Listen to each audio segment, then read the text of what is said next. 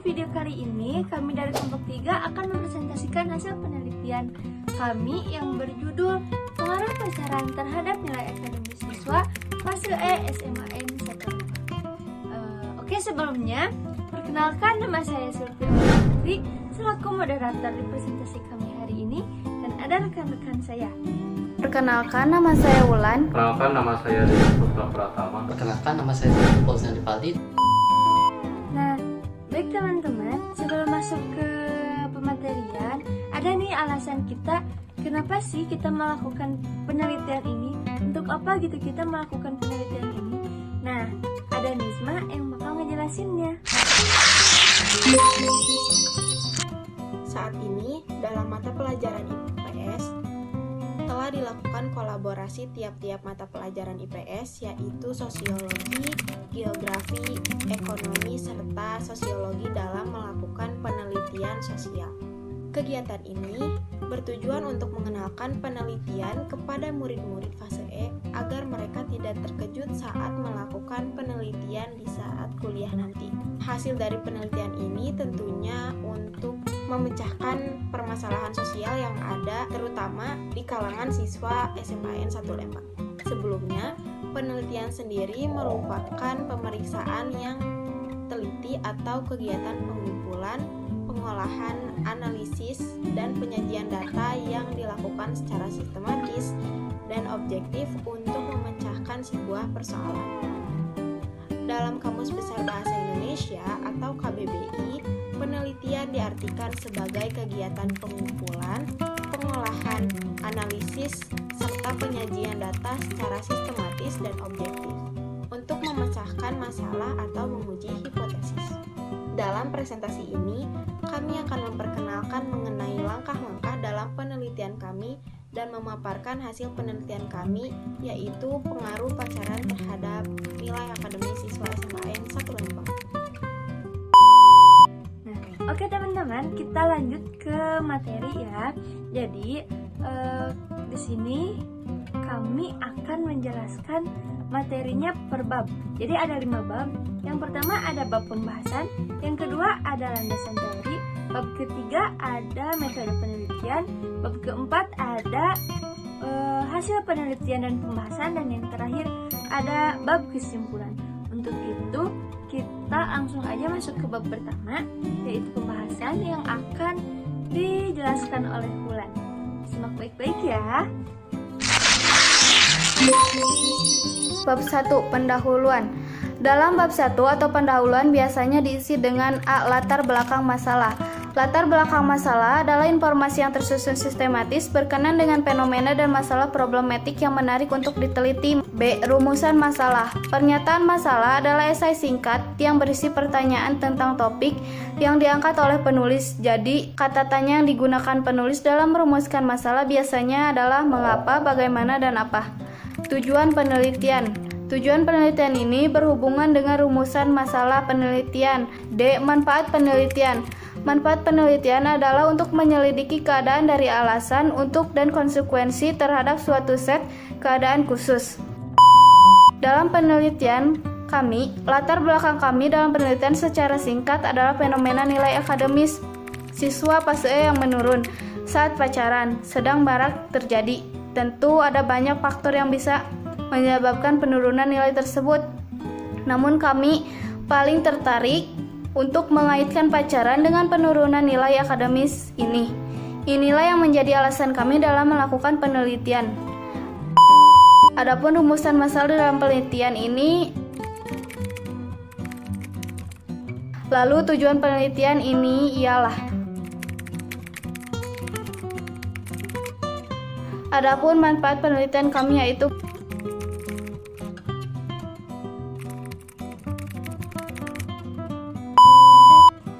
Nah, jadi teman-teman itu ya pembahasan dari bab 1. Lanjut kita ke bab 2. Bab 2 itu berisi tentang landasan teori yang akan dijelaskan saya sendiri. Sebelum itu kita harus mengetahui apa sih itu landasan teori.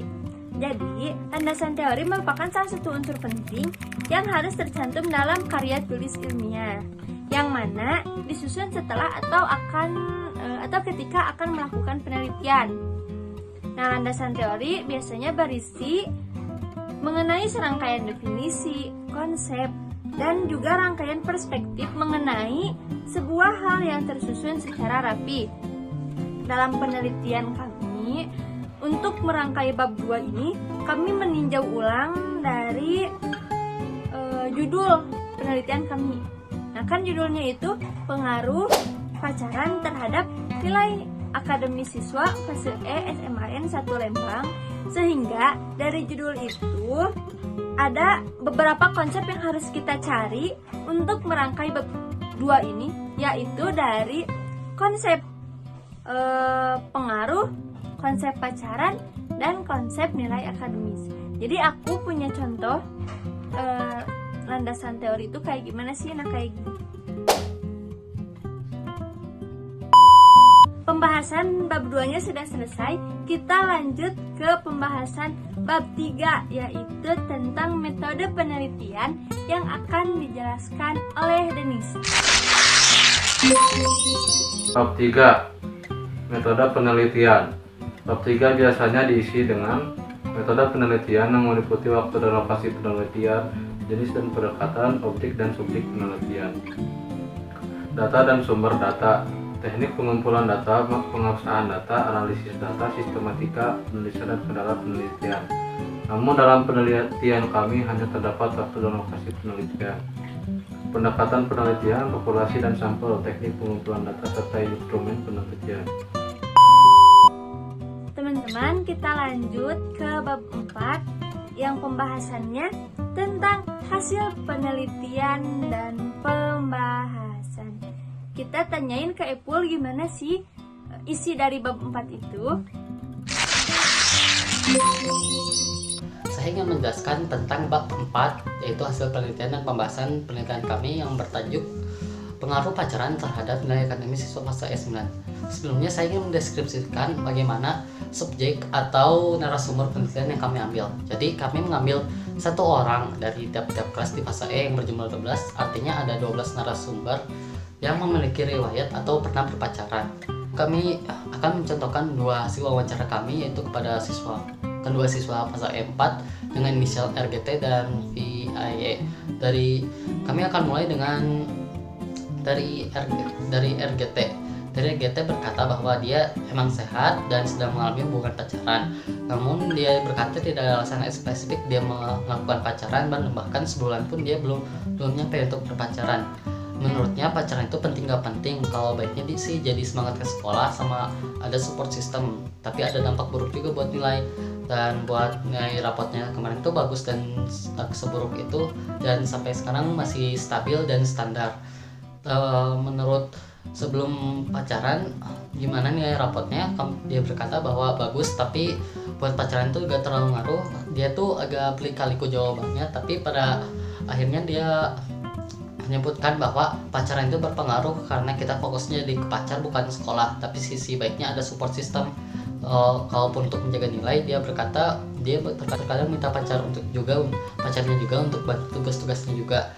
Lalu dari siswa yang berinisial VIE, dia berkata bahwa dia sedang baik dan pernah mengalami hubungan pacaran. Alasannya ya biar motivasi, tapi alasannya dia itu emang suka aja sama pacarnya.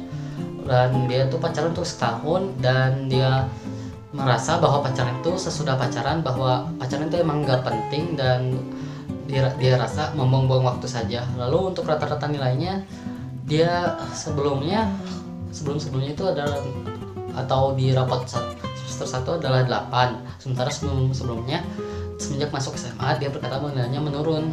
Sementara waktu di SMP sebelumnya dia berkata nilainya rapotnya tinggi. Dan sesudah pacaran dia berkata bahwa nilainya menurun, dan semenjak masuk SMA juga dia juga menurun. Dan dia berkata bahwa pacaran itu ngaruh banget. Misalnya kita punya masalah sama pacar kita tuh jadi bad mood dan gak mau belajar atau galau, bahkan gak semangat belajar. Dan untuk caranya untuk menjaga nilai saat sedang berpacaran adalah tidak menghubungi pacar biar full belajar seharian. Nah, jika kita berkaca kepada pertanyaan di rumusan masalah, yaitu 1. Bagaimana rata-rata nilai rapot siswa-siswi fase E91 Lembang?